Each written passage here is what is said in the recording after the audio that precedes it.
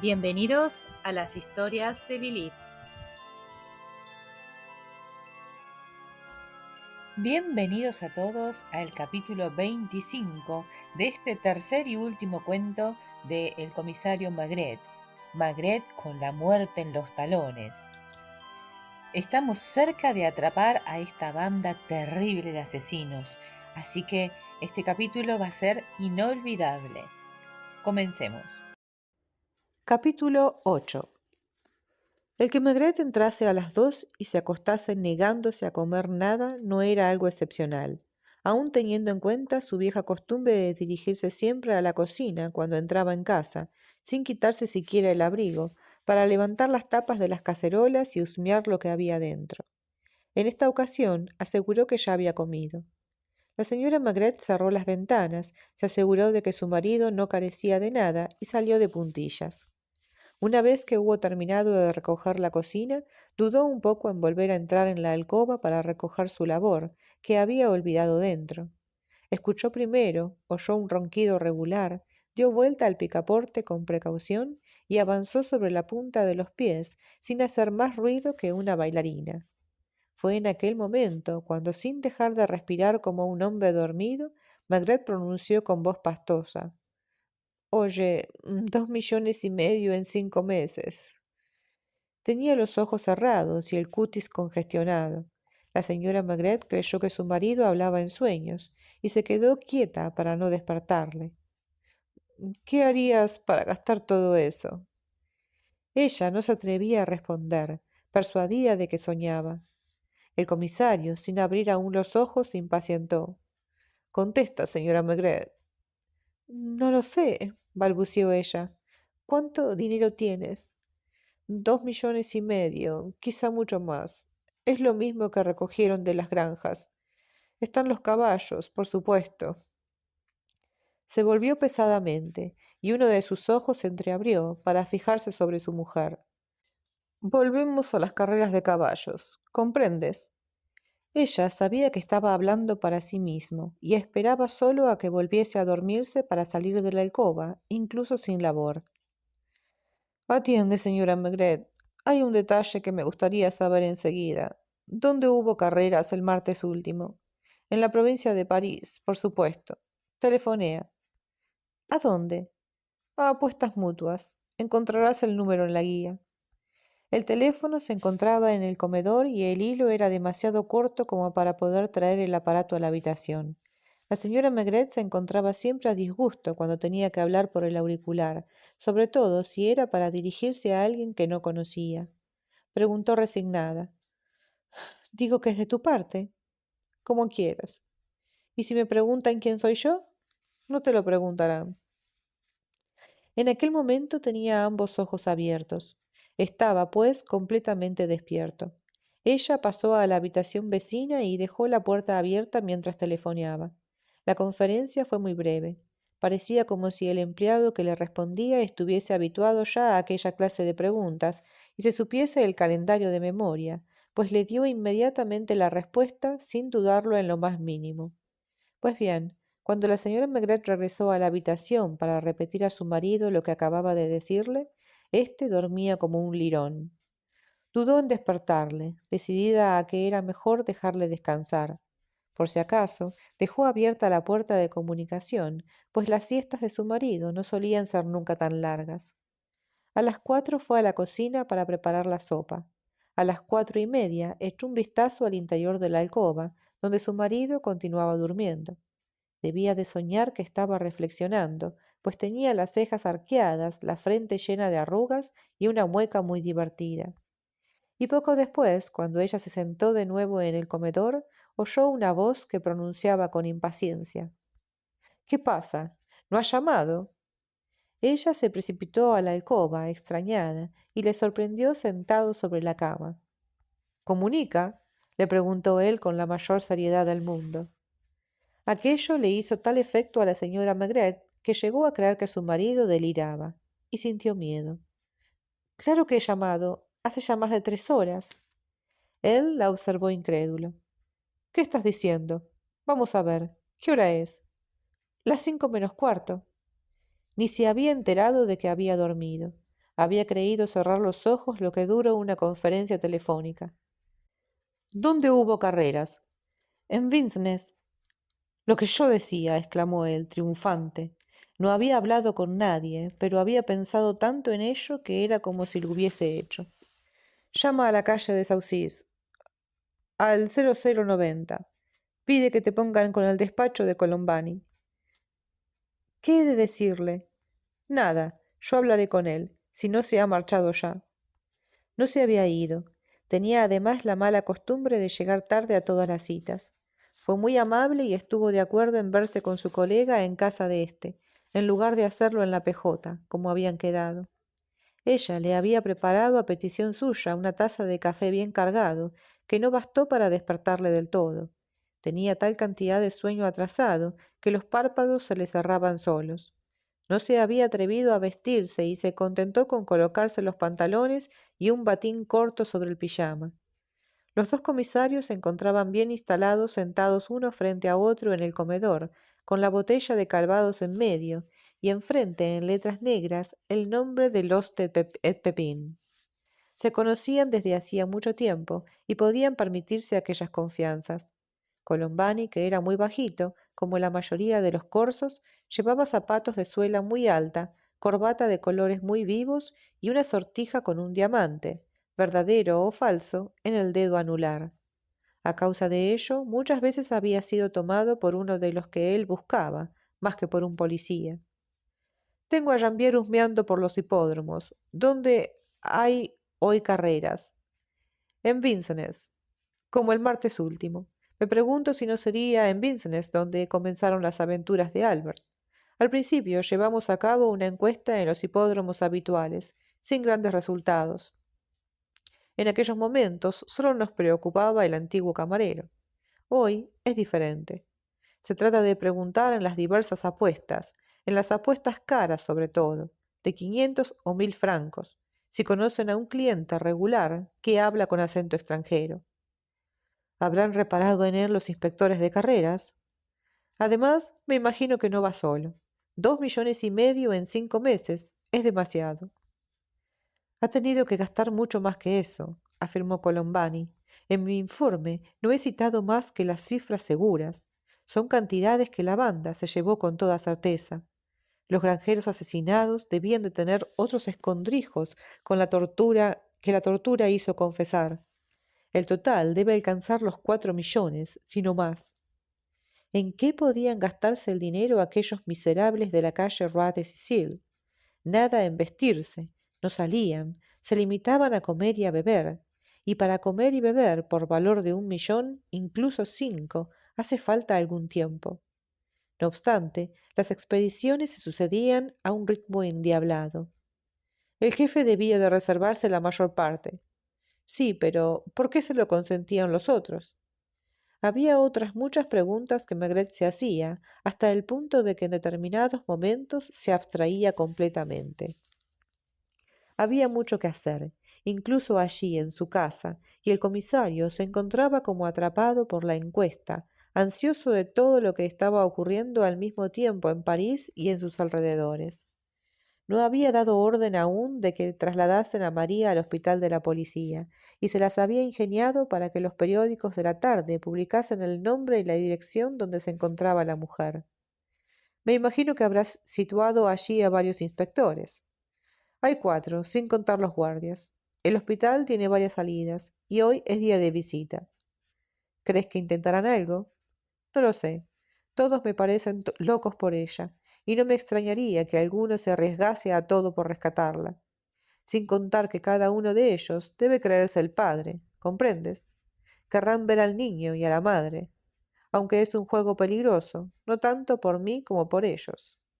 No comprendo. Se cargaron a Víctor Poliensky, ¿no? ¿Por qué? Porque corrían el riesgo de ser detenidos. Si otro de ellos se pone en situación de dejarse coger, lo eliminarían antes. Maigret dio una chupada a su pipa, soñador. Colombani dijo mientras encendía un cigarrillo de boquilla dorada.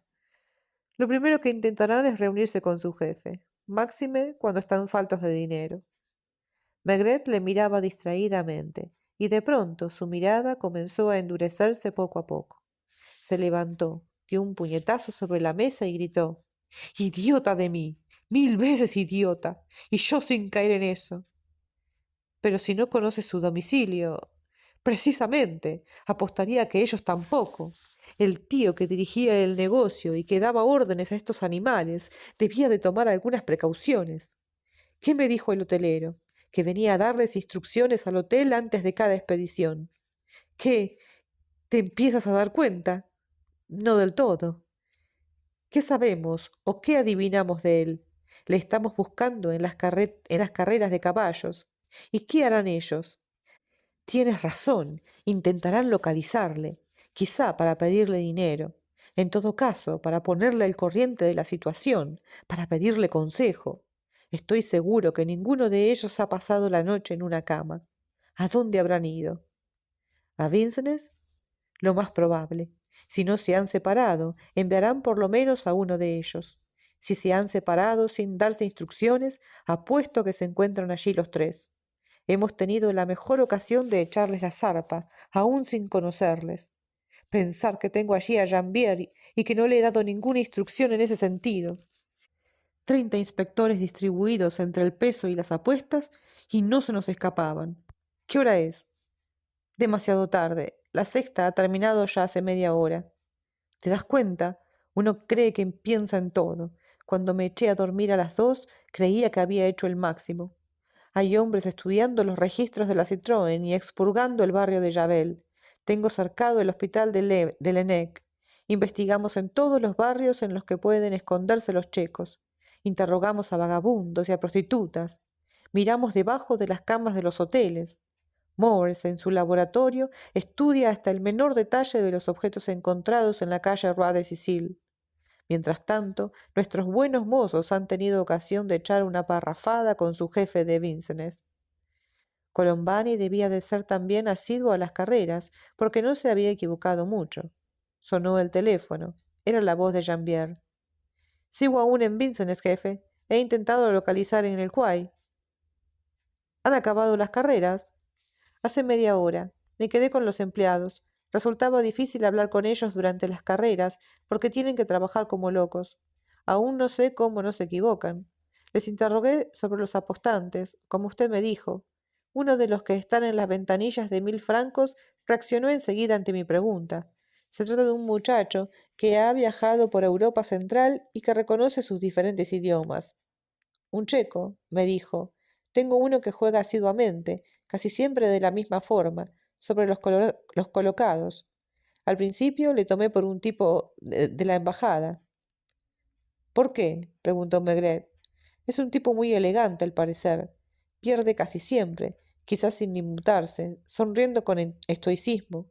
El empleado había reparado en él por otra cosa, por la mujer que suele acompañarle.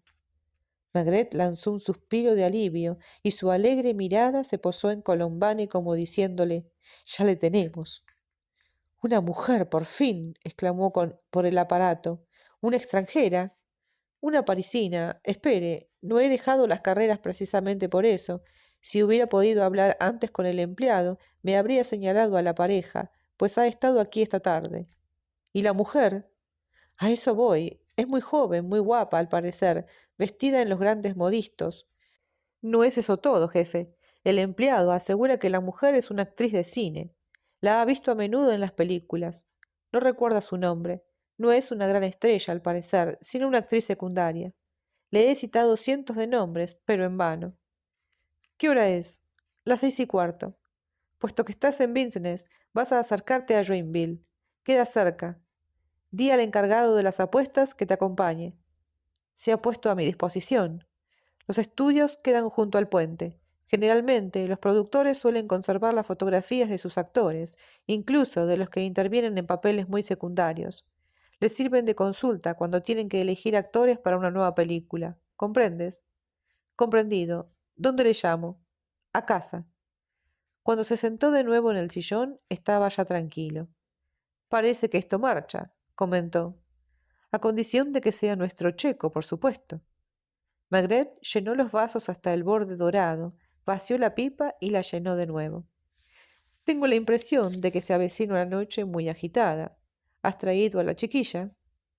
Está en camino desde hace 3 horas. Yo mismo iré a buscarla a la estación del norte dentro de un rato.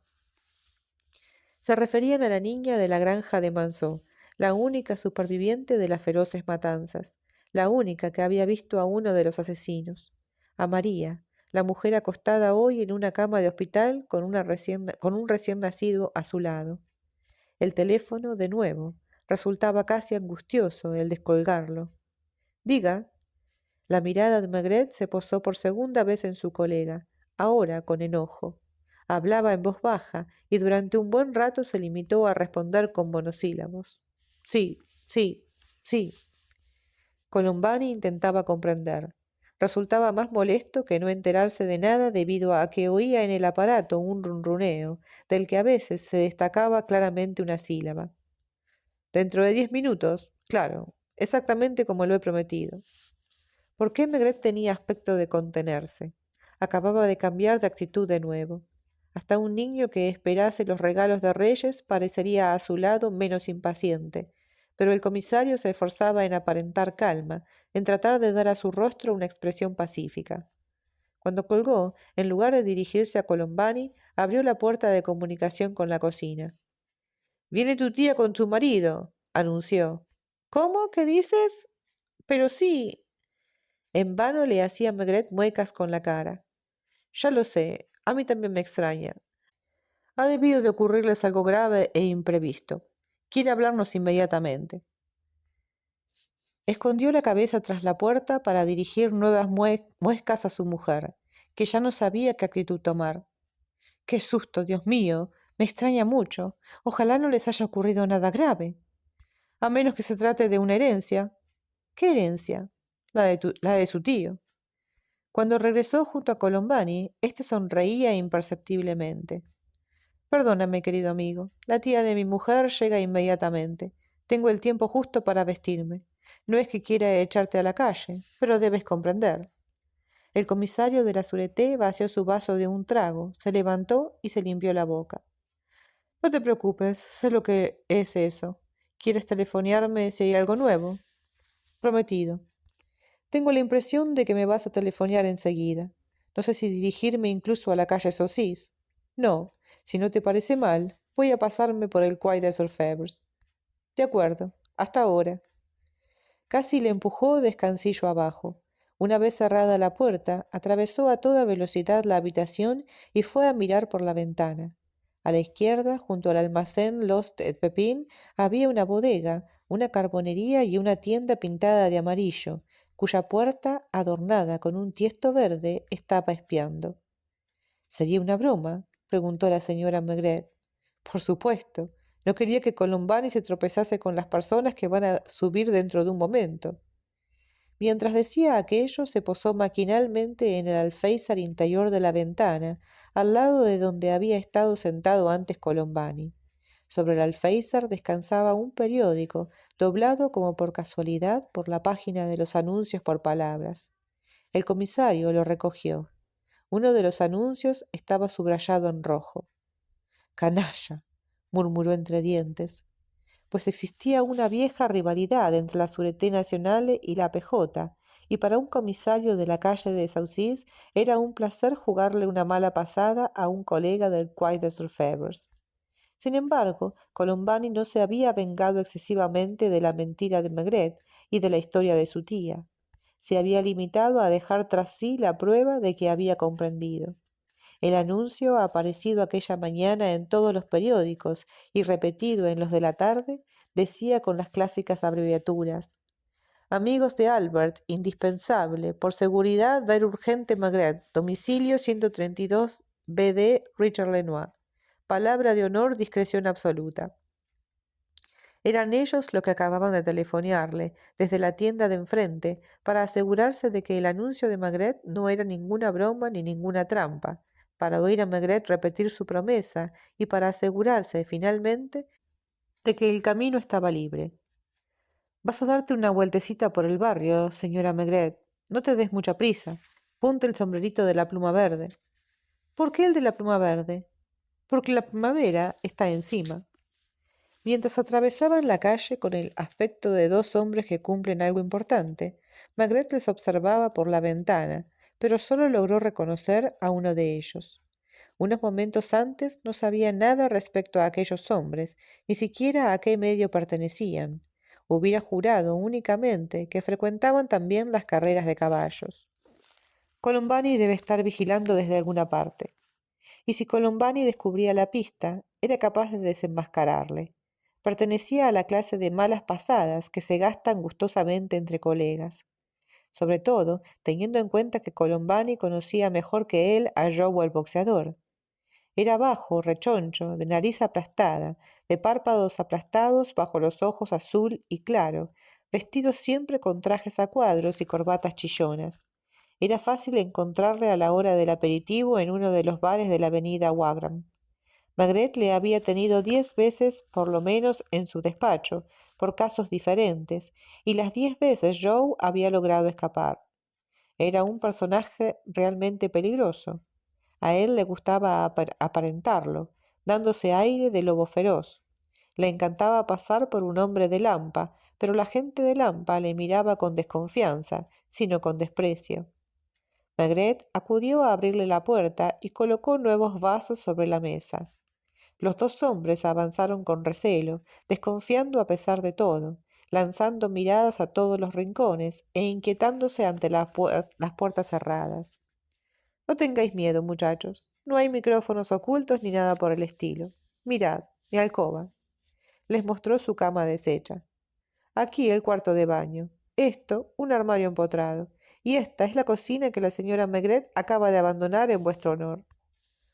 Olía ya a rica sopa que trepidaba en la olla y sobre la mesa descansaba un pollo a medio preparar.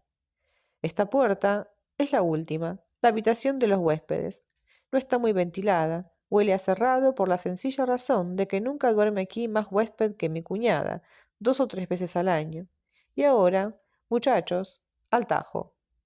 Les ofreció un vaso para brindar con ellos, y al mismo tiempo observó al compañero de Joe con aire interrogativo. Es Ferdinand, explicó el antiguo boxeador. El comisario hacía vanos esfuerzos de memoria. Aquella silueta alta y delgada, aquella inmensa nariz y aquellos ojillos vivos de ratón no le decían mucho más que el nombre. Tiene un garage cerca de la puerta Maillot, un garage pequeñito, por supuesto. Era divertido verlos de pie a los dos, dudando en sentarse, no porque estuviesen intimidados, sino por una especie de prudencia. Aquella gente prefería encontrarse siempre cerca de una puerta. El anuncio parecía hablar de cierto peligro. De más de uno, diría yo. En primer lugar, los checos acabarán por buscaros, en cuyo caso no doy un céntimo por vuestra piel. Joe y Ferdinand se miraron extrañados, creyéndose despreciados. ¿Qué checos? Pues en los periódicos nunca habían hablado de checos. La banda de Picardí. Esta vez comprendieron y se pusieron más serios. No les hemos hecho nada. No diría yo tanto, pero ya discutiremos eso después. Hablaríamos mejor si tuvieseis la amabilidad de sentaros. Joe se las dio de valiente y se arrellanó en un sillón, pero Ferdinand, que no conocía al comisario, no fue más allá de posar las nalgas en el borde de una silla. Y en segundo lugar, pronunció el comisario, encendiendo su pipa y observándoles, ¿no os habéis dado hoy cuenta de nada? Hay sabuesos por todas partes. Perdón. No hay de qué. No solo hay sabuesos por todas partes, como tú dices, sino que la mayoría de los inspectores se dedican a buscar a ciertas personas, entre ellas a los poseedores de determinado coche amarillo. Ferdinand sonrió. Se me figura que ya no es amarillo y que ha cambiado de matrícula, aclaró el comisario. Pero dejémoslo. Si los inspectores de la PJ os llegan a enganchar los primeros, aún estáis a salvo. Pero, ¿habéis visto al caballero que ha salido de aquí? Colombani, gruñó Joe. ¿Os ha visto? Hemos esperado a que subiese al autobús. Eso quiere decir que la calle de Saucis anda a la casa igualmente. Con esa gente acabaríais sentado frente al juez Conmerieu. Era una palabra mágica, pues los dos hombres conocían la fama de implacable de que gozaba el juez. mientras que, habiendo venido de propio grado, como habéis hecho vosotros, podemos resolverlo todo en familia. No sabemos casi nada. Bastará con lo que sabéis. ¿Erais amigos de Albert? Era un tipo excelente. Un bromista, ¿no es cierto? Lo conocimos en las carreras. Me lo imaginaba. Aquello situaba a los dos hombres. El garage de Ferdinand no debía de estar abierto a menudo al público. Probablemente no revendería coches robados, pues aquello necesitaba unas herramientas muy complicadas y toda una organización. En suma, los dos hombres eran de esa clase que no suele comprometerse demasiado. Probablemente se dedicarían a comprar coches de segunda mano, que una vez reparados hábilmente, se podían vender a los incautos con pingües ganancias. El mejor ambiente para encontrar a esos ingenuos burgueses a los que es fácil dar gato por liebre es el de los bares, las carreras de caballos y los vestíbulos de los hoteles. A veces el timo se consigue simplemente con murmurarles al oído del comprador que el coche había sido robado a una actriz de cine. Fuisteis los dos a Vincennes el martes último. Se miraron de nuevo, no para ponerse de acuerdo, sino para recordar. Espere, ¿no fue el martes cuando tú ganaste con Semiramis Ferdinand? Sí. Entonces estábamos allí. ¿Y Albert? Sí, ahora me acuerdo. Fue el día que llovió torrencialmente en la tercera. Albert estaba allí. Le vi de lejos. ¿No hablaste con él? Se encontraba con el peso. Nosotros vamos a las tribunas. Él también, por lo general. Aquel martes estaba con su mujer. Era su aniversario de boda o algo parecido. Me había hablado de ello hacía días antes. Pensaba incluso comprarse un cochecito no muy caro y Ferdinand había prometido reservarle uno. Garantizado, no crea. Después, ¿después de qué? ¿Qué ocurrió al día siguiente? Se miraron una vez más y Maigret tuvo que colocarlos en la pista. ¿Os llamó por teléfono al garage? No, al Pelícano, en la avenida Wagram. Casi siempre estábamos allí a esas horas. Ahora, caballeros, me gustaría saber lo más exactamente posible lo que dijo. ¿Quién habló con él? Yo, dijo Joe. Reflexiona, toma el tiempo que gustes. Parecía emocionado o asustado. Lo sé. Al principio no me di cuenta bien de lo que se trataba, porque se embarullaba al hablar tan deprisa, como si temiese que fueran a cortar la comunicación. También lo sé. Me llamó 4 o 5 veces aquel mismo día. Ah, Joe y Ferdinand renunciaron a comprender. Entonces, si le telefoneó, ya está enterado de todo. Continúa. Me dijo que tenía unos tipos pegados a él y que tenía miedo, pero que había encontrado la forma de librarse de ellos. ¿Dijo cómo? No, pero parecía contento con su idea. ¿Qué más? Luego me dijo poco más o menos, es una historia terrible, pero quizás se pueda sacar algo de ella. No olvide usted, señor comisario, que nos ha prometido. Reitero mi promesa. Saldréis de aquí tan libremente como habéis entrado, y no seréis molestados por nada de lo que contéis, a condición de que me digáis la verdad. Confiesa usted que la conoce tan bien como nosotros. Es posible. Bueno, allá usted. Albert añadió, venid a verme a casa a las 8 y hablaremos. ¿Qué conclusión sacaron ustedes? Espere, antes de colgar, añadió, diría a Nine que se vaya al cine. Comprende, eso quería decir que se trataba de algo serio. Un momento, ¿había trabajado ya Albert con ustedes? Nunca. ¿Cómo iba a hacerlo? Ya conoce usted nuestro negocio. Quizá no sea muy decente. Albert era un hombre honrado, que no quería complicaciones.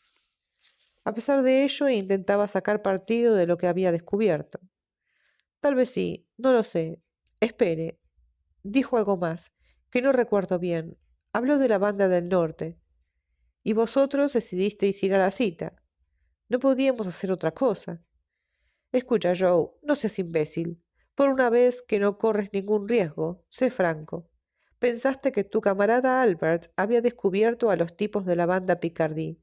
Sabía por los periódicos que la banda había amasado varios millones, y tú pensaste que no iba a ser difícil sacar parte de ellos. ¿No fue así? Me imaginé que era eso lo que Albert había pensado. Está bien, de acuerdo. ¿Qué más? Fuimos allí los dos. y al llegar a la altura del muelle de Henry IV sufristeis una avería, lo que me hace suponer que el Citroën amarillo era menos nuevo de lo que pretendían. Lo habíamos comprado para revenderlo, no pensábamos quedarnos con él. Llegasteis al muelle de Charenton en media hora larga de retraso. Las contraventanas estaban cerradas. Abristeis la puerta, que no tenía la llave echada. Se miraron, sombríos, y encontrasteis a vuestro amigo Albert muerto de una puñalada. Exacto. ¿Qué hicisteis? Al principio creímos que no estaba aún listo, porque el cuerpo todavía estaba caliente. Y luego comprobamos que la casa había sido registrada. Nos acordamos de Nine, que muy pronto volvería del cine. No hay más que un cine en los alrededores, en Charenton, cerca del canal. No fuimos de allí. ¿Qué pensabais hacer? No lo sabíamos muy bien, palabra de honor. No íbamos muy seguros, ninguno de los dos. En primer lugar, no es muy agradable comunicar una noticia como esa a una mujer. Luego, nos preguntamos si los tipos de la banda no nos matarían a nosotros. Ferdinand y yo discutimos bastante. Y decidisteis enviar a Nina al campo. Sí. Está lejos. Cerca de Corbeil, en una pensión a orilla del Sena, donde vamos a pescar de vez en cuando y donde Ferdinand tiene un barquito. No quiso volver a ver a Albert. Se lo impedimos nosotros. Cuando volvimos a pasar por el muelle, ya de noche, no había nadie en los alrededores de la casa. La luz continuaba encendida en la entrada, pues a nadie se le había ocurrido apagarla. ¿Por qué cambiasteis el cuerpo de sitio? Fue idea de Ferdinand. Maigret se volvió hacia éste, que inclinó la cabeza, y el comisario repitió. ¿Por qué? No podría explicárselo. Me encontraba muy excitado. Habíamos bebido en la pensión de Corbeil para animarnos. Supuse que los vecinos habrían visto el coche y que quizá hubiesen reparado también en nosotros. Además, pensé que si descubrían quién era el muerto, localizarían enseguida a Nine y que ésta hablaría inmediatamente. Pusisteis una pista falsa. Algo así. La policía se ocupa con menos insistencia de un crimen vulgar, de un tipo al que dan una puñalada en la calle, por ejemplo, para robarle. Se os ocurrió a vosotros rasgar el impermeable. No había más remedio. Había que dar el aspecto de que había sido liquidado en la calle. Y lo de desfigurarle era necesario. No hacíamos ningún mal a Albert y pensamos que de esa forma se echaría enseguida tierra sobre el caso. Eso es todo. Todo, se lo juro. ¿Verdad, Joe? Al día siguiente pinté el coche de azul y cambié la matrícula. Estaban ya impacientes por marcharse. Un momento. ¿No recibisteis después nada más? ¿Recibido? ¿El qué? Un sobre con algo dentro, sin duda. No. Parecían sinceros a todas luces. La pregunta les había sorprendido vivamente. Por otra parte, al mismo tiempo que la hacía, Maigret descubría una posible solución al problema que más le había preocupado durante los últimos días. Joe había sugerido aquella solución hacía un momento sin saberlo. ¿No le había dicho a Albert por teléfono que había encontrado un medio para desembarazarse de la banda que le pisaba los talones? No había pedido un sobre en la última cervecería, inmediatamente después de la llamada telefónica a sus amigos. Debía de llevar encima algo que resultaba comprometedor para los checos. Uno de estos no le perdía de vista. La mejor forma para librarse de él era depositar ostensiblemente aquel sobre en un buzón de correos. Introducir el documento en el sobre no ofrecía problema, pero ¿a quién lo había dirigido? Descolgó el teléfono y llamó a la PJ. Oiga, ¿quién está al aparato? Bodin. Un trabajo nuevo, muchacho. Urgente. ¿Cuántos inspectores hay en el despacho? ¿Cómo? ¿Solo 4? Hay que dejar uno de guardia, sí. Coge a los otros 3. Repartíos todas las sucursales de correos de París. Atiende. Comprometidas las de Charenton, por las que comenzarás tú mismo. Interrogad a los empleados de todas las oficinas. En alguna de ellas tiene que haber desde hace unos días una carta dirigida a Albert Rochane. Cogedla, traedla. A mi casa no, estaré en el despacho dentro de media hora. Miró sonriente a los dos hombres. ¿Otra copita? No les debía de gustar el Calvados, aunque lo aceptaron por cortesía. Podemos irnos.